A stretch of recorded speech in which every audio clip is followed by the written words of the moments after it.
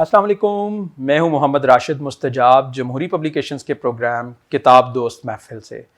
आज का प्रोग्राम बहुत ख़ास है, बहुत यूनिक है। उसकी वजह क्या है कि आज हम उस इदारे के बारे में बात करने जा रहे हैं जो किताबों की इशाअत के हवाले से, जो किताबों के तर्जमे के हवाले से पाकिस्तान में एक बहुत बड़ा नाम रखता है। और इस इदारे को ये एज़ाज़ हासिल है कि हम मुख्तलिफ़ किस्म की किताबें, मुख्तलिफ़ मौज़ूआत पर लिखी जाने वाली किताबें, जो कि सीरियस राइटर्स हैं, जो कि पढ़ने वाले लोग हैं, उनको शाया करते हैं। और दुनिया के मुख्तलिफ़ ममालिक से मुख्तलिफ़ ज़ुबानों में लिखी जाने वाली किताबों का तर्जुमा करके हम पाकिस्तान में शाया करते हैं। इदारे का नाम आप सब जानते हैं, जमहूरी पब्लिकेशंस। और आज मेरे साथ स्टूडियो में मौजूद हैं मज़हर सलीम मजोका साहब और मिस हुमा अनवर, जो कि जमहूरी पब्लिकेशंस में एज़ अ मुतरजम और एडिटर के तौर पर अपने फ़राइज़ सर अंजाम दे रही हैं। और आपको ये भी बताता चलूँ कि उन्होंने मुतअद्दिद अवार्ड्स भी अपनी इसी फील्ड में हासिल किए हैं, जिनमें UBL का एक्सीलेंस अवार्ड और पाकिस्तान अकेडमी ऑफ लेटर्स का अवार्ड उनके नाम है। किस तरह वो उन्होंने अवार्ड हासिल किया, कैसे वो काम करती हैं, इदारा कैसे काम करता है, आज हम इसके ऊपर बहुत तफसील से बात करने वाले हैं। सो मैं बिला ताख़ीर मज़हर सलीम मजोका साहब को अपनी गुफ्तगू में शामिल करना चाहूँगा कि मजोका साहब, कुछ जमहूरी पब्लिकेशंस के बारे में, कुछ इसके काम के बारे में आप क्या कहना चाहेंगे? बिस्मिल्लाहिर्रहमानिर्रहीम। रब्बि इश्रह ली सदरी व यस्सिर ली अमरी वहलुल उक़दतम मिन लिसानी यफ़क़हू क़ौली। किताब दोस्त महफ़िल के प्यारे सामईनों, नाज़रीन, हमारा जो ये प्रोग्राम है किताब दोस्त महफ़िल, करीबन ये इसको 1 साल हो चुका है और लोगों ने बहुत पसंद किया। हमारा ये प्रोग्राम बहुत पसंद किया जा रहा है। किताबों के हवाले से ये ज़रा हटके एक प्रोग्राम शुरू हुआ और जमहूरी रिवायात जो हैं हमने वो यहाँ भी बरकरार रखी।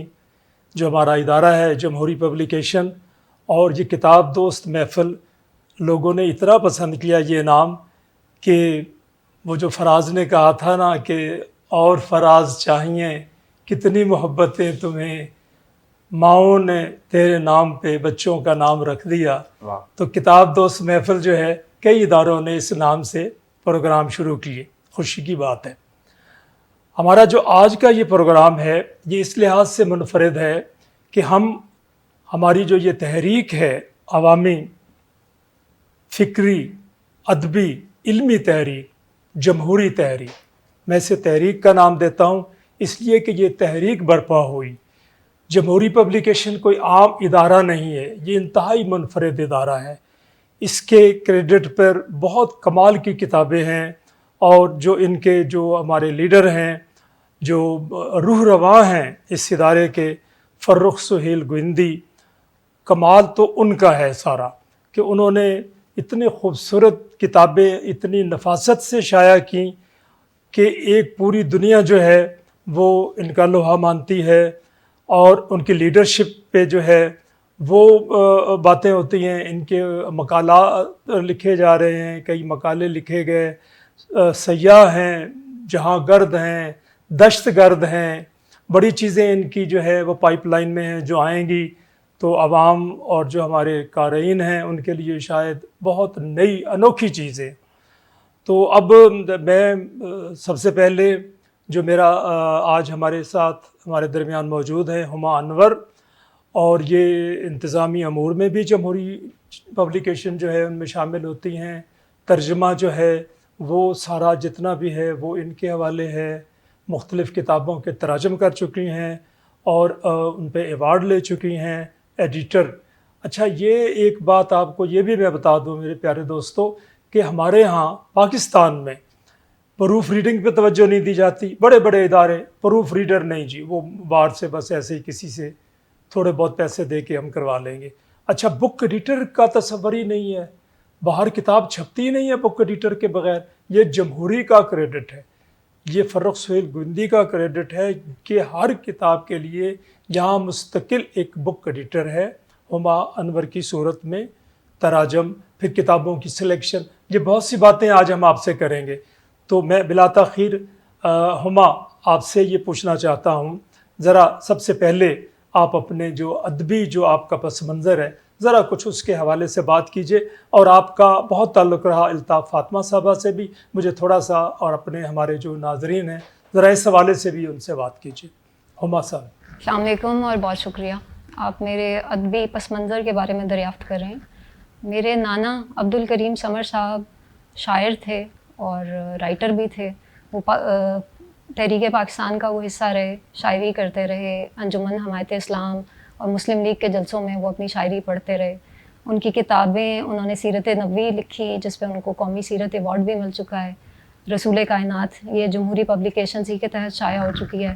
ان کا سفر نامہ ہے سفر حج کے بارے میں، سفر حجاز، یہ بھی جمہوری پبلیکیشنز شائع کر چکا ہے، یعنی ان کے وفات کے کافی عرصے کے بعد. پہلے بھی چھپ چکا تھا، جمہوری پبلیکیشنز نے دوبارہ اس کو شائع کیا. اور ان کی کتابیں سلیبس کا حصہ ہیں. ایم اے پنجابی کا سچی سرکار پنجابی زبان میں انہوں نے اولین جو سیرت نبوی ہیں ان میں سے ایک ہے، سو وہ ایم اے پنجابی کا حصہ ہے. اس کے علاوہ سی ایس ایس کی ریکمینڈڈ ریڈس میں ان کی کتابیں شامل ہیں. سو وہ شاعر بھی تھے، سیرت نگار بھی تھے. ایک تو ان کا حوالہ ہے میرے پاس. اور دوسری بات آپ نے کی الطاف فاطمہ کے بارے میں. الطاف فاطمہ صاحبہ میری دوست بھی تھیں، بزرگ بھی تھیں. ان سے جو میرا تعلق تھا اس کو میں لفظوں میں بیان نہیں کر سکتی کہ وہ کس طرح کا ہمارا تعلق تھا. ان کی کتابیں بھی میرے ہی توسط سے ان کے کہنے پہ جمہوری پبلیکیشن سے شائع ہوئیں. ان سے رابطے کی جو کہانی ہے وہ بڑی عجیب و غریب سی ہے. ان کی بچپن کی دوست تھیں جو لکھنؤ میں ان کے گھر کے بالکل برابر میں رہتی تھیں، پروفیسر مسعود حسن رضوی صاحب کی بیٹی ارجمن، اور نیّر مسعود صاحب جن کا بڑا نام ہے ادب میں، اور وہ تراجم بھی وہ کر چکے ہیں، کافکا کی کہانیوں کے ترجمے کر چکے ہیں. اردو افسانے میں ان کا بہت بڑا نام ہے، طاؤس چمن کی مینا، گنجفا، عطر کافور. سو نیّر مسعود صاحب الطاف فاطمہ کو اپنی بہن کہتے تھے، اور جو ارجمن تھیں ان کی بڑی بہن وہ الطاف فاطمہ کی بچپن کی سہیلی تھیں. میرا انٹرنیٹ پہ رابطہ ہوا تھا ارجمن جو تھی ان کی سہیلی، ان کی بیٹی سے، شہلا ان کا نام ہے. سو پہلے مجھے نہیں پتا تھا کہ یہ کون ہے. انہوں نے پھر ایک دن مجھے کہا کہ لاہور میں میری خالہ جان ہوتی ہیں تو کبھی ان کو ڈھونڈو اور ان سے ملو جا کے. سو میں نے پوچھا کہ وہ کون ہے، تو انہوں نے کہا کہ وہ برِ صغیر کی بہت بڑی رائٹر ہیں اور ان کا نام الطاف فاطمہ ہے. سو مجھے بہت حیرت بھی ہوئی، یہ بڑا عجیب اتفاق تھا. اور اس وقت تک میں چلتا مسافر پڑھ چکی تھی، اور صرف چلتا مسافر ہی میں نے پڑھا تھا، اور وہ اب تک میں بہت دفعہ پڑھ چکی ہوں. سو ان کے کہنے پہ میں نے الطاف فاطمہ کا پتہ، ان کا فون نمبر ڈھونڈا اور ان کو خط لکھا، کیونکہ ان کے پاس جانے کی میرے تب ہمت نہیں تھی، میں مروب ان سے اتنی تھی. سو پھر الطاف آپا نے مجھے پہلے خط کا ہی 2-3 دن کے اندر جواب دیا، اور انہوں نے کہا کہ کبھی ہم سے ملنے آؤ. سو میں ان کے پاس ملنے گئی. اب سے کوئی 10 سال سے زائد عرصہ ہو گیا ہے، ان کی وفات سے بھی پہلے، یہ کافی پہلے کی 15 سال سے پہلے کی بات ہے. سو ان سے میں ملنے گئی، میرا ان سے رابطہ تھا. پھر میں ان کو خط بھی لکھتی تھی کیونکہ وہ تھوڑا اونچا سنتی تھیں، میں تھوڑا دھیما بولتی تھی، تو ہمارے رابطہ زیادہ تر خط سے ہوتا تھا، لیکن میں جاتی بھی تھی ان کے پاس. اور مجھے کبھی ان کو یہ، اور جو میرے تراجم تھے وہ میں ان کے پاس لے کے جاتی تھی کہ یہ جمہوری پبلیکیشن سے میرا ترجمہ چھپا ہے یا کچھ ہے.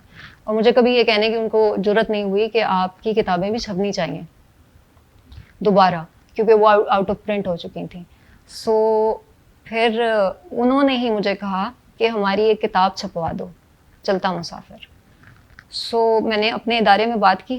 یہاں فاروق صاحب نے مجھے کہا کہ ضرور، وہ اتنی بڑی رائٹر ہیں، ان کی کتاب چھاپیں گے، لیکن آپ یوں کیجئے کہ بجائے اس کے کہ وہ ادارے کے ساتھ کوئی معاہدہ کریں، چونکہ یہاں پہ ہمارے سارے کام رائٹرز کے ساتھ تحریری معاہدوں سے ہوتے ہیں، تو آپ یوں کیجئے کہ وہ آپ کو رائٹس دے دیں، کیونکہ وہ ضعیف ہیں، ان کے لیے مشکل ہوگا آنا جانا، تو وہ آپ کو رائٹس دے دیں اور پھر ادارہ آپ سے کر لے. سو جب میں نے الطاف آپا سے کہا تو انہوں نے کہا کہ صرف ایک کتاب کیوں، چلتا مسافر ہی کیوں، ساری کتابیں تم لے لو اور جو تم نے کرنا ہے، جیسے بھی اشاعت اس کی کروانی ہے کروا لو.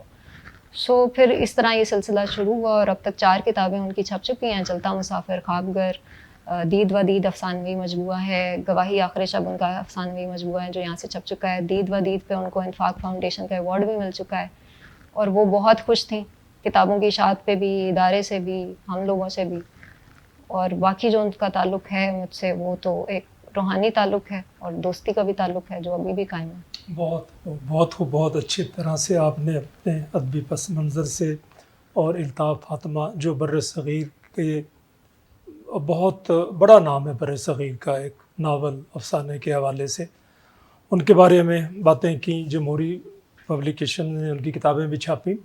اب ہم آتے ہیں، آپ سے یہ دریافت کروں گا کہ آپ یہ جو ہماری یہ جو ادارہ ہے جمہوری پبلیکیشن، آپ کب ان سے منسلک ہوئیں، اور پھر کچھ آپ تعارف اس ادارے کا آپ نے کروانا ہے، آپ نے بتانا ہے اپنے کچھ جو آپ کے محسوسات ہیں، جو تجربات ہیں، اس حوالے سے میں آپ سے آگاہی چاہوں گا۔ اس ادارے سے مجھے تقریباً 14 سے 15 سال ہو چکے ہیں، میں اس ادارے سے منسلک ہوں۔ یہاں پہ میں تراجم بھی کر رہی ہوں، ایڈیٹر کے طور پہ بھی کام کر رہی ہوں، اور جہاں تک آپ نے اس ادارے کا پس منظر دریافت کیا ہے، تو وہ تو میری یہاں آمد سے بہت پہلے سے یہ ادارہ کام کر رہا ہے۔ 1985 میں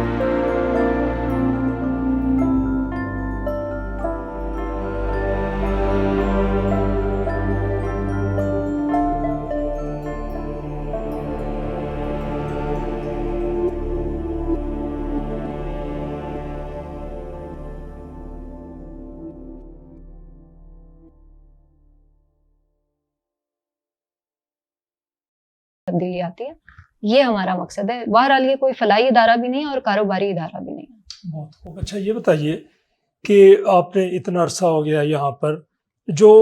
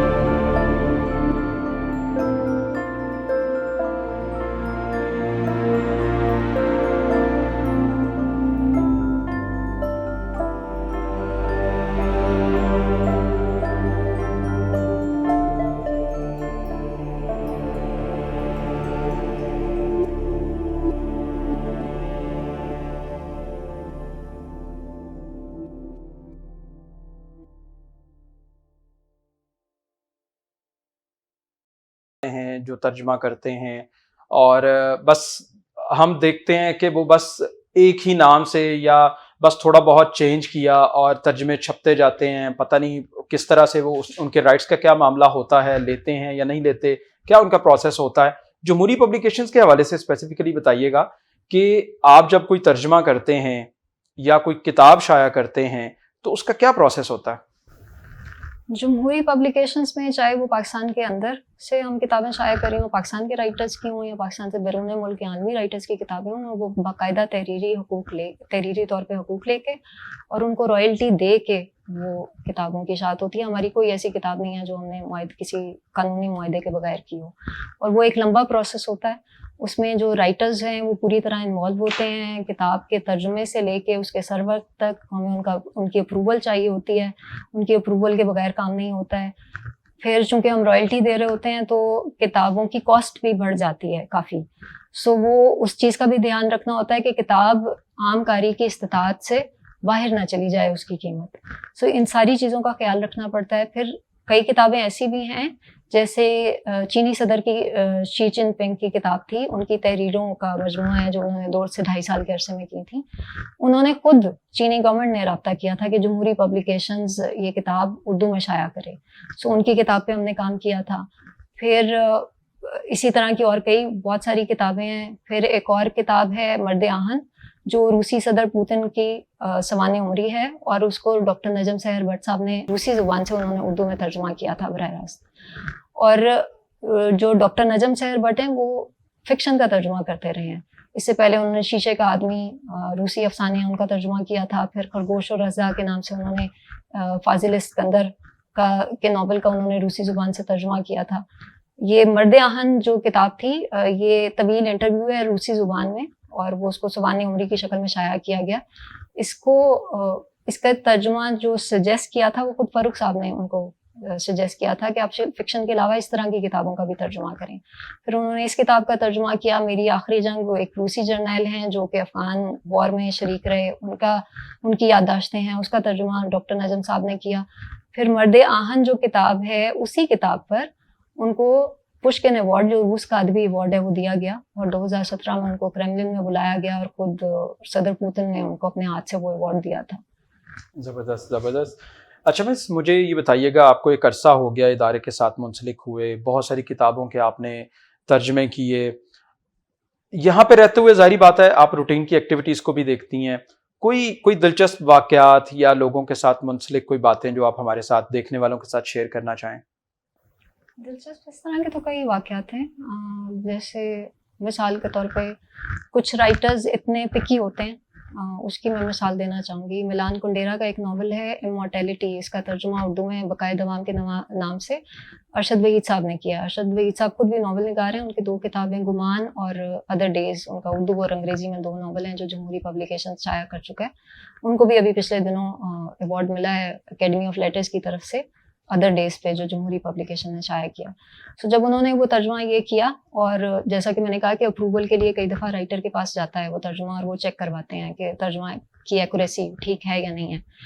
ملان کنڈیرا صاحب کے پاس یہ ترجمہ گیا اور انہوں نے خاصا ٹائم لیا اس کو چیک کرنے کے لیے، اور انہوں نے اس کو پورا چیک کروایا یا کیا جو بھی. اس کے بعد جیسا کہ ہر کتاب پہ ہم رائٹر کا تعارف دیتے ہیں، ان کی کتابوں کا تعارف دیتے ہیں، ان کے لکھنے کے انداز کا کچھ بتاتے ہیں. وہ ایک سروق پہ ایک پورا ان کے بارے میں رائٹ اپ تھا ملان کنڈیرا صاحب کے بارے میں. انہوں نے پورا رائٹ اپ کٹوا دیا اور صرف 2 جملے انہوں نے رہنے دیے کہ ملان کنڈیرا چیک ریپبلک میں پیدا ہوئے اور وہ فرانس میں رہائش پذیر ہیں. اس کے علاوہ انہوں نے کہا کہ اور کچھ نہیں لکھیں گے آپ اس پہ. پھر اور کچھ رائٹرز ایسے بھی ہوتے ہیں وہ اتنے کوآپریٹو ہوتے ہیں، جیسے لائف آف پائی بہت مشہور ناول ہے، اس پہ مووی بھی بن چکی ہے، اور ین مارٹل کا ناول ہے، اور اس پہ ان کو ایوارڈ بھی مل چکا ہے، مین بکر پرائز ان کو ملا تھا. اس کا ترجمہ میں نے کیا تھا جیون پائیکر کے نام سے. اس میں ایک جگہ پہ ایک بحث ہے جو ایک یہودی ربی اور ایک عیسائی پوپ ہے فادر اور ایک مولانا صاحب ہیں مسلمان، ان کے درمیان ایک بحث چل رہی ہے مذہب کے معاملے پہ، اور تینوں ایک دوسرے کو تھوڑی ملامت کر رہے ہیں اس طرح سے. وہ کچھ حساس قسم کی گفتگو تھی، اور جو ہماری سوسائٹی ہے وہ بہت مذہب کے معاملے میں خاص طور پہ بہت حساس ہے. میں نے فاروق صاحب سے بات کی کہ اس میں اس طرح کے کچھ جملے آ رہے ہیں تو اس کا کیا کیا جائے. انہوں نے کہا جی رائٹر سے آپ رابطہ کریں. رائٹر سے رابطہ کیا تو انہوں نے کہا کہ ٹھیک ہے آپ ان جملوں کو نکال دیجئے، لیکن یا اس کو جس طرح سے بھی آپ نے ماڈیفائی کرنا ہے، ایڈٹ کرنا ہے، آپ کر لیجئے، لیکن اس کا پھر آپ انگریزی ترجمہ کریں اور پھر مجھے دکھائیں کہ آپ نے اس کو کیا کیا. تو وہ پھر کر کے پھر ان کو دکھایا گیا، ان سے اپروول لیا گیا. اس طرح کے بھی ہوتے ہیں. مطلب پھر کچھ ایک اور بڑا دلچسپ واقعہ ہے، ایک کتاب، میں اس کا نام نہیں لوں گی، اس کا ترجمہ تھا، اور چونکہ رائٹرز کے ساتھ ہماری کمٹمنٹ ہوتی ہے کہ اتنے عرصے میں ہم نے وہ ترجمہ مکمل کر کے شائع کرنا ہے، سو وہ ترجمہ کسی اور صاحب نے کرنا تھا. انہوں نے، ان کی کچھ مصروفیات تھیں، وہ ڈیلے کر رہے تھے. مجھے فاروق صاحب نے بھی، میم ریما ان کی بیگم نے، انہوں نے کہا کہ اس کا ترجمہ آپ پیچھے سے شروع کر لو تاکہ ٹائم ہمارے پاس کم ہے تو اس کو ہم مکمل کر سکیں. وہ شروع ان کے وہ ساتھ، یعنی ان کی مدد کر دو. تو میں نے وہ ترجمہ پیچھے سے شروع کیا تھا، یعنی last chapter, second last chapter, third last chapter کرتے کرتے میں نے آدھی سے زیادہ کتاب ترجمہ کر لی. اور وہ جو مترجم تھے وہ ابھی انہوں پہلے دوسرے چیپٹر پہ آئے تھے، اور جب وہ دوسرے چیپٹر پہ آئے تو انہوں نے کہا کہ جی اس میں تو کچھ مذہبی عقائد کو ٹھیس پہنچ رہی ہے اور یہ تو میں ترجمہ نہیں کرنا چاہوں گا. انہوں نے وہ کتاب ریفیوز کر دی، اور پھر میں نے اس کو شروع سے ترجمہ کیا. اور جب میں نے اس کی پروف ریڈنگ کی تھی تب میں نے اس کو پہلی دفعہ اس کتاب کو ایک تسلسل کے ساتھ پڑھا تھا، ورنہ میں پیچھے سے ترجمہ کرتی ہوئی آ رہی تھی. اور جہاں انہوں نے، پھر میں یہ بھی بتانا چاہوں گی کہ جہاں انہوں نے کہا تھا کہ جو مذہبی عقائد کو ٹھیس پہنچ رہی ہے، وہ کچھ جملے تھے اس میں اس طرح کے، اور کچھ ایسی چیز تھی. اور چونکہ ہمارا معاشرہ بہت حساس ہے تو ہمیں بطور ایڈیٹر بھی اس چیز کا دیکھنا ہوتا ہے کہ ہماری سوسائٹی اس چیز کو کیسے لے گی، کیونکہ باہر کے معاشرے اور ہمارے معاشروں میں فرق ہے. سو اس میں پھر یہ ہوتا ہے کہ آپ کو لفظوں کا چناؤ ایسا رکھنا پڑتا ہے، جملے کی کنسٹرکشن بدلنی پڑتی ہے کہ اس بات کی شدت اتنی نہ رہے، اور آپ اس فریم ورک کے اندر رہتے ہوئے، یہ ایڈیٹر کا، ٹرانسلیٹر کا بھی کام ہوتا ہے، ایڈیٹر کا بھی کام ہوتا ہے کہ آپ اس فریم ورک کے اندر رہتے ہوئے اس بات کی شدت کو تھوڑا کم کر لیں کہ جو آپ کے اپنے معاشرے، اپنے لوگوں کے لیے تھوڑی ایکسیپٹیبل ہو جائے. سو وہ بھی رائٹر کی اپروول کے ساتھ کہ ہم یہ چیز نکال دیں، اس چیز کو اتنا بدل دیں. سو وہ ایک لمبا پروسیس ہوتا ہے جو کہ دوسرے اداروں سے ذرا پھر مختلف ہے ہمارا کام، کیونکہ ہمیں پورے اپروول کے ساتھ رائٹر کے ساتھ کانٹیکٹ سرور تک ہمیں اپروو کرانا ہوتا ہے، اور اس کے بعد وہ چھپتا ہے. صحیح صحیح، زبردست. اچھا مس، آپ ترجمہ کرتی ہیں، آپ بہت ساری کتابوں کو پڑھتی بھی ہیں. مجھے یہ بتائیے گا کہ پاکستان میں ترجمے کی کتنی ضرورت ہے، اور اس کے بعد ایک اور ساتھ میں سوال جوڑ دوں گا کہ آپ ترجمہ کرتے ہوئے کن کن باتوں کا خیال رکھتی ہیں؟ یہ بھی تو ایک پورا آرٹ ہے نا، کچھ اس کے حوالے سے بھی بتائیے گا. ترجمے کی ضرورت کیوں ہے؟ ہم جس دنیا میں رہ رہے ہیں وہ بہت پولرائزڈ دنیا ہے. وہاں جو چیز مجھے ٹھیک لگتی ہے، مجھے لگتا ہے کہ وہ ساروں کو وہی چیز، بات ٹھیک لگنی چاہیے، اور دوسرے کو جو بات ٹھیک لگ رہی ہے وہ غلط ہے. تو ایسا ہوتا نہیں ہے، سچائیاں ایک سے زیادہ ہو سکتی ہیں. اور پھر ہمارے ترجمہ جو ہوتا ہے اس پولرائزیشن کو کم کرنے میں بہت کام کرتا ہے. اور دوسری، ترجمے ہی کی بدولت ہمیں یہ چیز سمجھ آتی ہے کہ انسانوں کے جذبات، احساسات، مسائل، وہ دنیا کے کسی بھی خطے میں رہ رہے ہوں، بہت ملتے جلتے ہوتے ہیں، لیکن ان کے جو زندگی کے ڈھنگ، ان کے نظریات، ان کی سوچ، ان کی اقدار مختلف ہوتی ہیں. سو جب ہم فکشن کا خاص طور پہ ترجمہ کرتے ہیں تو ہمیں تحمل اور برداشت اور ایک دوسرے کو قبول کرنے کی صلاحیت تھوڑی سی بڑھ جاتی ہے. اور ایک اور چیز جس کے لیے ترجمہ زیادہ ضروری ہے، وہ علم کی ترسیل کے لیے ترجمہ بہت ضروری ہے. ورنہ عام طور پہ لوگ 1 یا 2 یا بہت بڑھ گئے تو 3 زبانیں سیکھ لیں گے، اس سے زیادہ کم ہی لوگ سیکھتے ہیں. تو جو پھر دوسری علاقوں میں، دوسری زبانوں میں، دوسرے خطوں میں لکھا جا رہا ہے، یا جو تحقیق ہو رہی ہے، اور ان کے سماجی معاشرتی علوم جو بھی ہیں، اگر آپ اس کا ترجمہ نہیں کریں گے تو وہ محدود ہو جائیں گے. تو اس کے لیے بھی ترجمہ بہت ضروری ہے.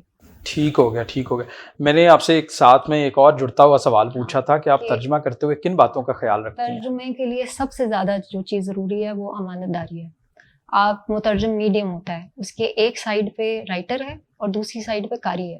تو جب قاری تک وہ چیز پہنچے تو وہ اس کو سمجھنے میں آسانی ہو. یہ نہ ہو کہ آپ اس چیز کو اتنا مشکل بنا دیں کہ اگر وہ انگریزی سے اردو میں آ گئی ہے تو وہ قاری کے لیے سمجھنی مشکل ہو جائے. اور دوسری طرف آپ کو رائٹر کا یہ خیال رکھنا ہے کہ اس کی امانت ہے، وہ چیز آپ کی نہیں ہے، وہ رائٹر کی امانت ہے. سو وہ جب اس کو پڑھے اگر اردو زبان میں، تو اس کو یہ نہ لگے کہ یہ کوئی نئی چیز ہے، اس کو پتہ چلے کہ یہ اسی کی چیز تھی. اور دوسری چیز جس کا بہت خیال رکھنا پڑتا ہے، علاوہ زبان کے، علاوہ اس بیک گراؤنڈ کے کہ آپ جس زبان کا یا جس علاقے کا وہ ناول ہے، اس کا ماحول، اس کی تاریخ، اس کا سماج وہ سامنے بھی رکھنا ہوتا ہے. وہ کیا ہے پھر آپ اپنی زبان میں لے کے آ رہے ہیں کہ جیسا کہ میں نے کہا کہ ہمارے ہاں مذہب اور کچھ معاملوں کے بارے میں بہت حساسیت ہے. ان دونوں چیزوں کا بھی خیال رکھنا ہوتا ہے. اور سب سے بڑی چیز کہ آپ کو مترجم کو اپنا آپ بیچ میں سے ہٹانا پڑتا ہے. اگر آپ میری سوچ، میرا نظریہ، مجھے کیا پسند ہے، اگر مجھے لگ رہا ہے کہ اس ناول میں بہت زیادہ ڈیٹیلز ہیں، اس کو میں کاٹ دوں، تو یہ پھر کام ایسے نہیں ہوگا، امانت داری کے بغیر نہیں ہوگا، کیونکہ وہ رائٹر کی امانت ہے. سو یہ بہت ضروری چیزیں ہیں جس کا خیال رکھنا پڑتا ہے. صحیح، زبردست زبردست. مجھوکر صاحب، میں آپ کو تھوڑا سا گفتگو میں شامل کرنا چاہوں گا. آپ بھی کتابیں پڑھتے ہیں اور بہت باریک بینی سے پڑھتے ہیں، بہت سارے رائٹرز کے ساتھ آپ کا اٹھنا بیٹھنا ہے، تعلق واسطہ ہے. مجھے یہ بتائیے گا کہ جمہوری پبلیکیشنز کے جو تراجم ہیں، آپ ان کو جو انڈسٹری میں دوسرے ادارے کر رہے ہیں ان تراجم سے کس طرح مختلف دیکھتے ہیں؟ جی شکریہ راشد صاحب. جمہوری پبلیکیشن کے جو جتنے بھی تراجم ہیں ان کا معیار بہت اعلیٰ ہے، اور بہت بڑی بڑی جو کتابیں ہیں، جو بڑے رائٹرز ہیں، بڑے مصنف ہیں، ان کے حوالے سے جو کتابیں ہیں ان کے تراجم کرائے گئے، دنیا بھر کے تراجم. اور میرے خیال میں سر فہرست ہے تراجم کے حوالے سے. ہما نے اتنے اچھے تراجم کیے ہیں کہ اورحان پاموک کو ہاتھ ڈالنا یا الف شفق کو ہاتھ ڈالنا، یہ دونوں کتابیں جو ہیں 40 چراغ عشق کے اور یہ خانہ معصومیہ، سرخ میرا نام، یہ کمال کی جو کتابیں ہیں، کمال کا ترجمہ ہے، تخلیقیت کا گمان ہوتا ہے. پاکستان میں خواتین بالخصوص اگر میں ذکر کروں تو بہت کم ہیں ترجمے کے میدان میں. تو میں تو ان کو بہت بڑا نام دیتا ہوں، سر فہرست ہیں، یہ بہت بڑا کام کر رہی ہیں ترجمے کے حوالے سے، بہت خوبصورت ترجمہ کرتی ہیں، اور جیسے انہوں نے کہا کہ بہت ایمانداری سے ترجمہ کرتی ہیں. بہت کم لوگ ہیں. پاکستان بننے سے پہلے ظفر عمر تھے، تیرتھ رام فیروز پوری تھے، اس طرح کے تراجم ہوئے. کا اچھا جامعہ ملیہ اسلامیہ نے تراجم کروائے حیدرآباد. تو بہت ترجمے پہ ہوا کام، لیکن بہت کم ہوا. اس حوالے سے ہمارے ایک جو بہت بڑا نام ہے ڈاکٹر مرزا حامد بیگ، انہوں نے اردو ترجمے کی روایت کے حوالے سے بہت خوبصورت ایک کتاب لکھی ہے، اور ترجمے کے حوالے سے اور بھی وہ ان کا بہت وسیع کام ہے. تو ابھی میں ان سے صرف یہ تھوڑا سا ایک سوال ان سے یہ کروں گا ہما سے کہ آپ کو جو یہ ایک U B L excellence award ملا، اور اس کے بعد سرخ میرا نام پر، اور اس کے بعد یہ جو ابھی بالکل پچھلے دنوں جو آپ کو اکادمی ادبیات نے 40 چراغ عشق کے جو ہے اس کے ترجمے پہ انعام ملا، تو آپ بتائیے آپ کے اپنے محسوسات کیا تھے ان دونوں، جب آپ کو یہ بہت بڑے ایوارڈ ملے، پاکستان بھر میں سلیکشن ہوئی، اس کے بعد آپ کو یہ ایوارڈ ملے، تو آپ کے اپنے ذاتی محسوسات کیا تھے؟ اپنے ایوارڈ کے حوالے سے میں یہ بات کروں گی کہ ہمارے ادارے کا جو کلچر ہے وہ ہم کا کلچر ہے. اس میں خود فاروق صاحب کا بھی بہت بڑا ہاتھ ہے، ان کی بیگم میم ریما کا بھی بہت بڑا ہاتھ ہے کہ انہوں نے جو ہم کا کلچر، ہماری جو کامیابی ہوتی ہے ہماری کامیابی ہوتی ہے، اس میں کسی ایک بندے کی کامیابی نہیں ہوتی. اور اگر ہم سے کوئی غلطی ہو جاتی ہے یا کوئی ناکامی ہوتی ہے تو وہ بھی یہاں پہ کبھی یہ نہیں کہا جاتا کہ فلاں نے، آپ نے یہ کر دیا یا آپ نے یہ کر دیا. وہ ہمیشہ یہ ہوتا ہے کہ ہم سے یہ ہوا یا ہماری غلطی ہے، اس کو ہم سیکھیں گے، آگے بڑھیں گے. سو جب یہ ایوارڈ بھی ملے ہیں تو مجھے فخر ہے کہ میرے ادارے کو ایکنالج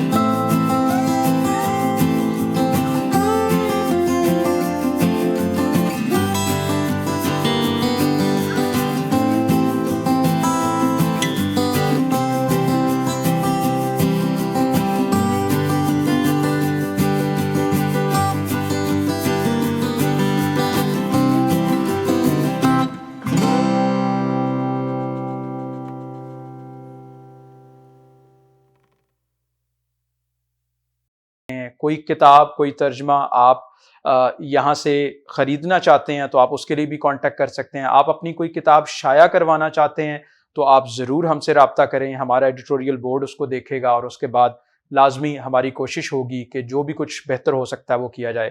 آپ سب دیکھنے والوں کا بہت شکریہ.